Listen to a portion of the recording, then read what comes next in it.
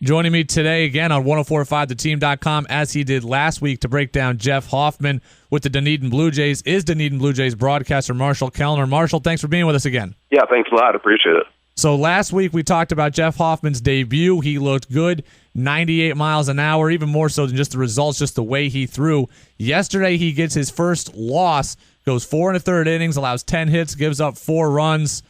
But you told me before we hopped on the air here that he looked better than those results indicate. True?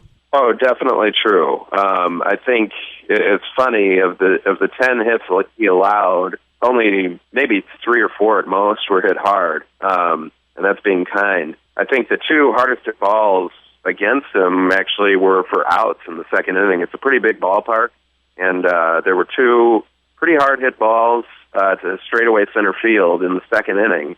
They were both caught, and the second one in particular was very well struck.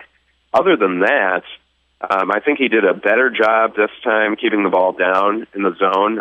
Still probably was a little bit too much up in the zone, too much for pitching coach Vince Horsman's liking, but I think it was better than his first outing.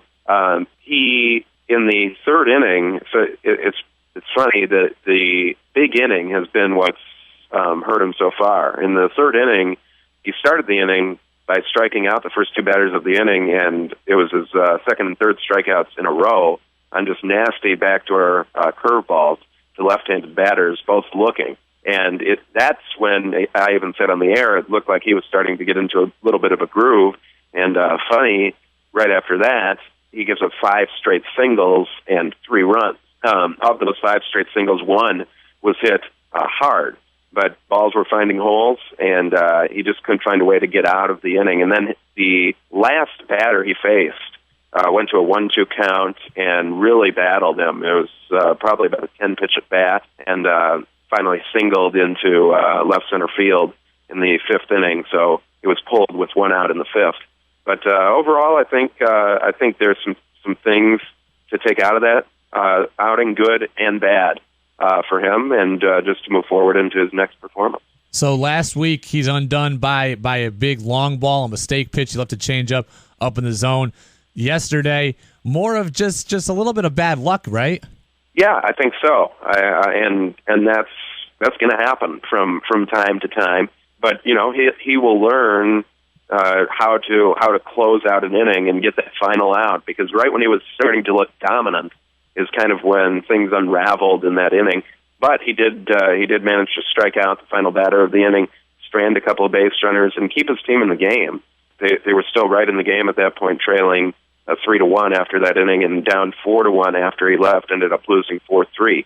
So he's managed to keep the team in the game, both appearances. Jeff Hoffman gets the loss yesterday in his second professional start. The Dunedin Blue Jays fall to the Jupiter Hammerheads. How did his velocity look? Yes, last week he was hitting 98 miles an hour, maybe even touching 99. How did he look velocity-wise? And the other thing I want to ask is, how's his mental maturity out on the mound? He had a tough inning yesterday, a long inning, had some bleeders in on him. How did he look confidence-wise, poise-wise on the mound? Confidence-wise and poise-wise, he's looked good from the beginning. I mean, I think this is a guy who's a very accomplished college pitcher, obviously, and he's very confident in his abilities. You hear pitching coaches say, trust your stuff, and he has some outstanding stuff to trust. So I think that makes things a little bit easier. He knows how electric his stuff is, but at the same time, I think coming back from Tommy John surgery is something that mentally can be something very difficult to overcome. But in talking to him a little bit and just reading some interviews that he's done, it seems like that mental hurdle was pretty relatively easy one for him compared to some other people who have to go through that rehab process, and that's tough. That's really repetitive, going every day to the complex, doing the rehab, and not being able to pitch in a competitive situation. So I think mentally he's looked pretty good so far from what I can tell. The velocity-wise was very similar. The gun was a little soft at Roger Dean Stadium here in Jupiter, so tough to know exactly, but I would say very similar velocity, touching 98, 99, but sitting in the mid to upper 90s. Full complement of pitches yesterday, showing off the full arsenal again? Yeah, he was. I think, it was pretty much the same as outing number one. The curveball is clearly going to be his out pitch. I think both of the called third strikes that he got in the curveball were absolutely nasty, and he has great control of that pitch. He can throw it for a strike, or he can throw it out of the zone in the dirt, and hitters will chase it. And when you have a 98-mile-an-hour fastball, that curveball is going to be so much more effective because you have to sit on the fastball when it's that good, that hard.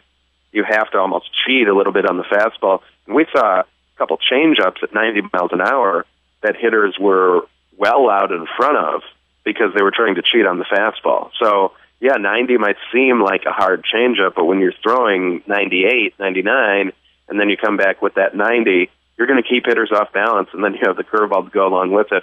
It's a pretty solid arsenal of three pitches there. I didn't see much of the slider last night, if at all, but just those first three pitches and the developing slider. His arsenal's nasty, as I said. Marshall Kellner, Dunedin Blue Jays broadcaster, with us here at 1045theteam.com. Marshall, last week I asked you kind of if we knew the timeline for Jeff Hoffman as to when he might move up a level, maybe when we'd see him in the big leagues, if it could be next year. I know you weren't too sure on that, but I want to ask you this. Hoffman's a physically intimidating guy. He's 6'3", 6'4". He's throwing 98 miles an hour. He's got big shoulders. Does he look a cut above the rest of the players in the Florida State League? Does it look like he's going to shoot through the Blue Jays system, or does it look like, he's a guy who's given up some runs and he needs some more seasoning down there? I think time will tell. Again, not to evade your question, but I think the stuff definitely looks like some of the best in the Florida State League that I've seen out of a starter. But it is a pitcher's league, and we have seen some pretty good arms come through here, some top prospects for other organizations as well. For example, we were just playing the St. Lucie Mets, and we saw a hitter by the name of Michael Conforto, who was taken the pick after Jeff Hoffman, 10th overall in last year's draft, and was a very accomplished hitter. And we've seen some good pitchers as well. But, going back to that, stuff-wise, I think he is a cut above, no question. And the fact that he is a college pitcher, I think, makes him more likely to accelerate through the system rapidly. But I think it's going to be, he's going to have to work out some kinks here. Obviously, in his first couple outings, small sample size, but the big inning has hurt him on a couple different occasions, even though the balls weren't hit that hard yesterday, as we already covered. But, I think time will tell. How quickly can he make the adjustment, and how will his ability be to keep the ball down in the strike zone? I think if he can keep the ball down in the strike zone, there's not many hitters in this league who are going to touch him. Marshall Kellner, Dunedin Blue Jays broadcaster, with us here, breaking down Jeff Hoffman's second professional start. Marshall, thanks for being with us. Thanks a lot, Brady. Appreciate it.